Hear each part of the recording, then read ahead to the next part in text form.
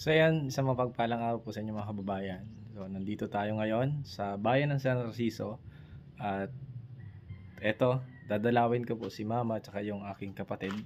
So alam naman natin, yung ibang viewers natin, alam nyo naman po yung nangyari sa mga pinagdaanan ni Mr. Ron. So ngayon, nandito po ako ngayon sa aming bayan, dito sa bayan ng San Narciso. Dito po ako sa sementeryo. So ito po yung dahilan. Sa mga hindi po nakakaalam, sa mga bago lang subscribers natin, ito po yung dahilan ni Mr. Ron kung bakit ang tagal kong nawala. So, marami nangyari. Nawala si mama, nawala yung kapatid ko. So, ngayon po, so parang nagsisimula pa lang ako. Nagsisimula pa lang ulit ako na bumangon para sa aking buhay, para sa aking mga nangyari.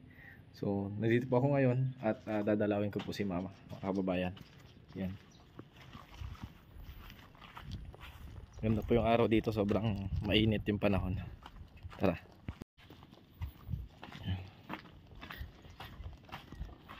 Halos kada punta ko naman po dito, talagang hindi nawawala na yung puntahan ko sila. Medyo nakakalungkot lang na tuwing pupunta ako dito, kakausapin ko na lang sila ng ganito. Ito po yung kapatid ko, si Marvin. Ay, Bin, kamusta? Yan, namatay po siya noong December 23. Yan. Bin, kamusta? Kamusta kayo dyan? Ito naman po si mama dito. Halos magkalapit lang sila. Ito si mama.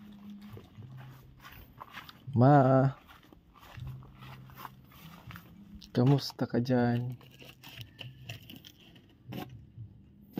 Grabe, magwa 1 year ka na. Grabe, nakakaano mga kababayan. Mag-iisang taon na si mama. Mag-iisang taon naman kaming walang mama.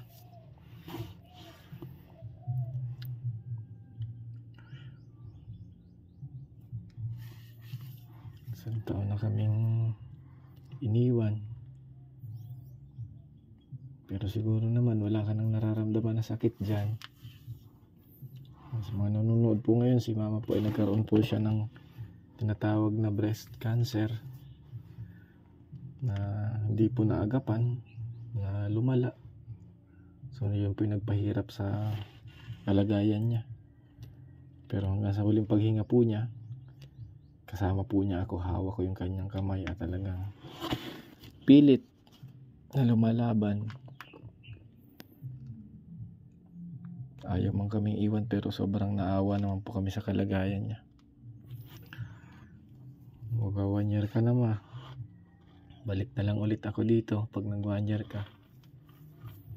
Bilis ng panahon. Parang kailan lang, parang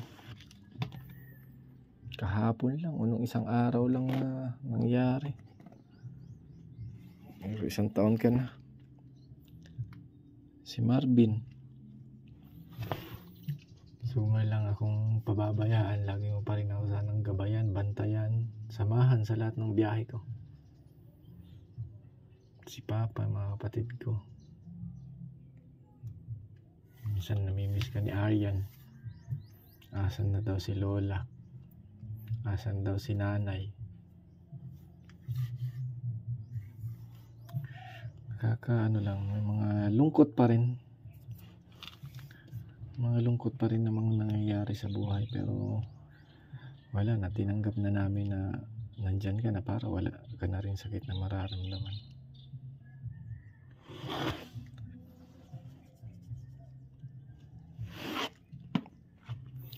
Ito si Marvin. Yan po, ito po yung dahilan kung bakit medyo natagalan talaga si Mr. Ron makabalik. Ay, darating man ang mga panahon, magiging ganito, mangyayari din sa atin ito yung mga bagay-bagay na ganito. Kaya nga sabi ko, enjoy natin yung buhay. Huwag na natin masyadong gawing komplikado pa. Kasi pag nawala yung paghinga natin, pag nawala yung last breath natin,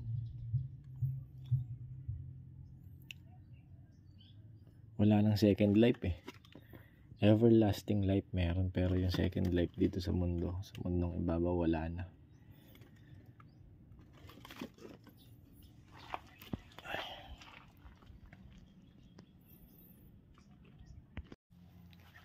Oh, at ayun po mga kababayan, bye Bin. Ito si Mama. Bye Ma. Oh, ayun po, enjoy natin mga kababayan yung buhay. Hindi natin masasabi yung mga pwede pang mangyari mamaya, bukas o sa mga susunod na araw. Kaya yung sa iba na masyadong ginagawang komplikado ang buhay, alam nyo po ba, dito lahat tayo pupunta sa ganito. Real talk lang, sa totoo lang, dito lahat tayo pupunta. Kaya enjoy na natin. Oo nga, may mga problema, normal yun. Problema tayo sa buhay. Kalma natin yung sarili natin, magdasal tayo, pray, para maging panatag, maging kalmado yung buhay. Kasi hindi natin nasasabi eh. Yun lang talaga, maging aral sa atin, maging mabuti po tayo palagi sa ating mga ginagawa, kahit sa anumang aspeto ng buhay. Maging ano po tayo, mabuti. Kasi dyan tayo lahat pupunta, walang hindi.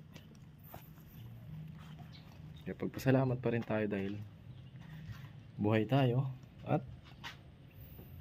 dito pa tayo sa mundo. So yun lang po mga kababayan, sa mga nanonood po ngayon, maraming salamat po sa inyo. Sa lahat po ng mga viewers ni Mr. Vlogs, salamat po sa inyo. Yan, sa mga nakaunawa, naka-appreciate ng mga dahilan ni Mr. kung bakit ang tagal nating nawala, ang tagal natin makabalik. Ito po yun, na nasa healing process pa para makabangon muli. Salamat po sa inyo, sa mga supporters natin na hindi nang iiwan. Bagkus mas pinapalakas niyo pa po ang aking kalooban, ang aking sarili na magpatuloy muli dahil habang may buhay may pag-asa. So katulad nun, pag nakahimlay na tayo sa ganon, ano pang magagawa natin? Ano pang pwede nating gawin? Wala na tayong buhay. At least habang buhay pa tayo, tuloy-tuloy lang tayo sa buhay. Yung may mga sama ng loob, let go na natin yun. Yung mga pangyayari, kalimutan na natin. Normal na nagkakamali ang tao, pero pwede tayong magpatawad. Pwede tayong maging kalma yung puso at isip. Sisipin nyo yan, pag ganyan na tayo, yung nakahimlay na, nakalagay na sa ganyan, pasalamat na lang yung mga katulad ng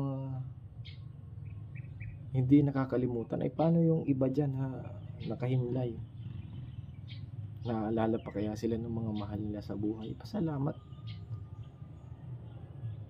Yung mga nakahimlay dyan, may mga ilan dyan o iba dyan na hindi na naaalala, hindi na nabibisita, hindi na napupuntahan. Parang naibaon na rin talaga sa limot. Ganun yung mangyayari sa buhay ng tao, sa buhay natin lahat.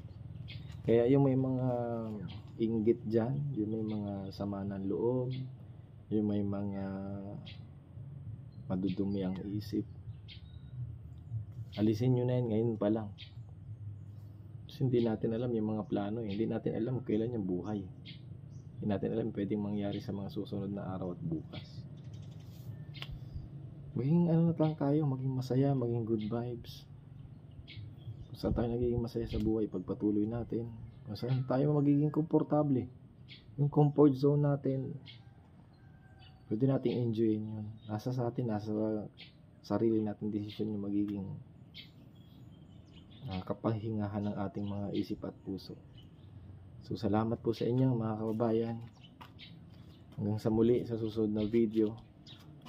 Sana marami pang plano na maging maayos, maging maganda yung takbo ng ating YouTube channel.